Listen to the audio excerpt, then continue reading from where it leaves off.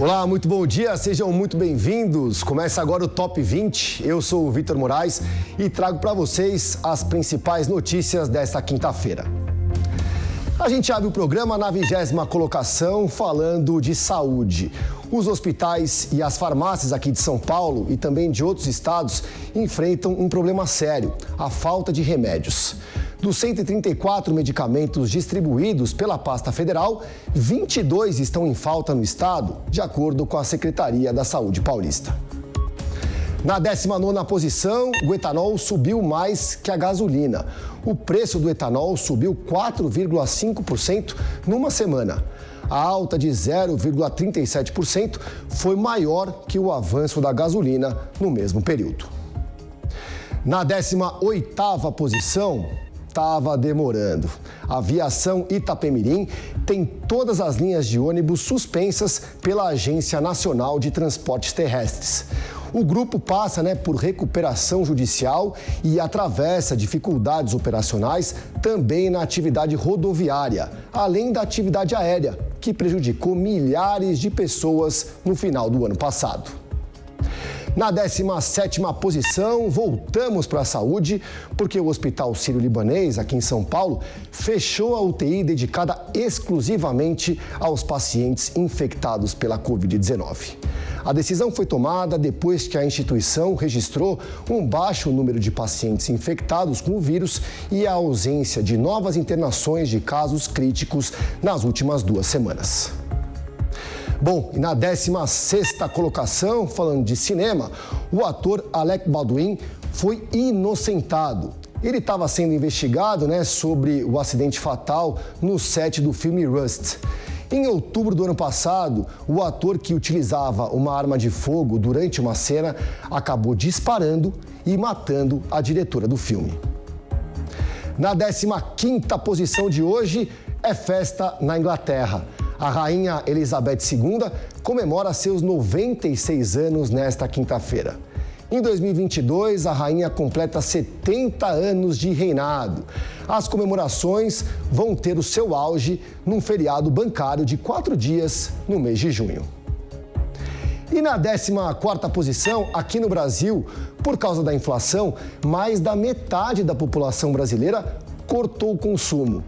Pelo levantamento, 54% das pessoas consideram que estão numa situação financeira muito complicada por causa da inflação. A pesquisa foi feita pela Confederação Nacional da Indústria. 13ª posição, mudando de assunto, a gente fala agora de mudança climática. Um estudo confirmou o derretimento além do normal da Antártica em 2022. O grupo de cientistas da Universidade Chinesa destacou o nível mais baixo em 44 anos.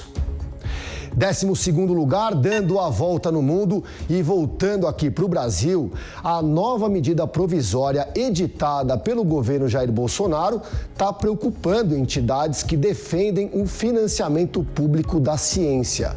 A medida autoriza que os valores antes destinados às pesquisas sejam utilizados no sucateamento de caminhões. Bom, em 11º lugar, uma notícia que a gente não está muito acostumado a dar, o segundo caso de raiva humana foi confirmado em Minas Gerais.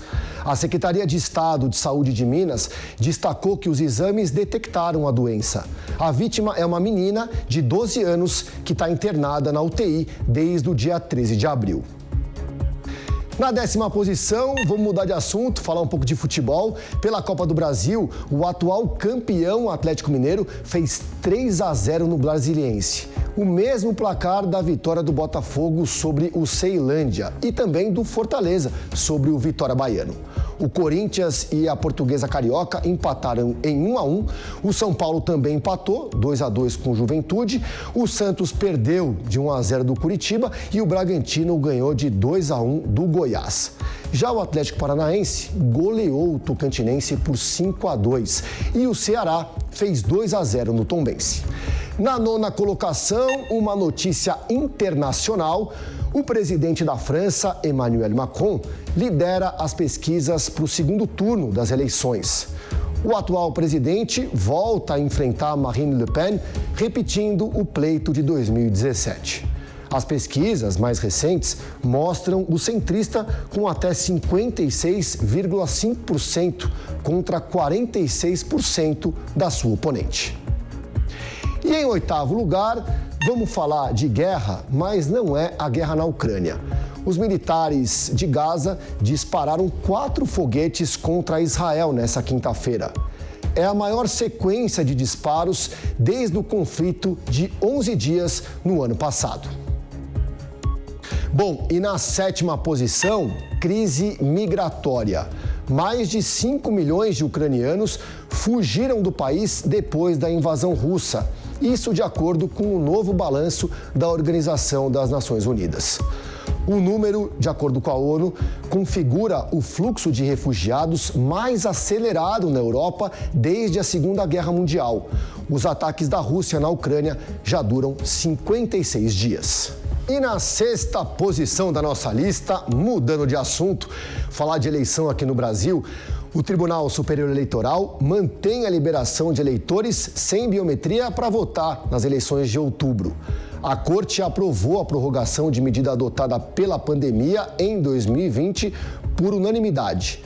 O cadastro biométrico está suspenso em todo o Brasil como forma de prevenção ao contágio da Covid. Número 5, a 5ª turma do Superior Tribunal de Justiça mantém a condenação de José Dirceu na Lava Jato. Ele foi condenado a 27 anos e 1 mês por associação criminosa, corrupção e lavagem de dinheiro.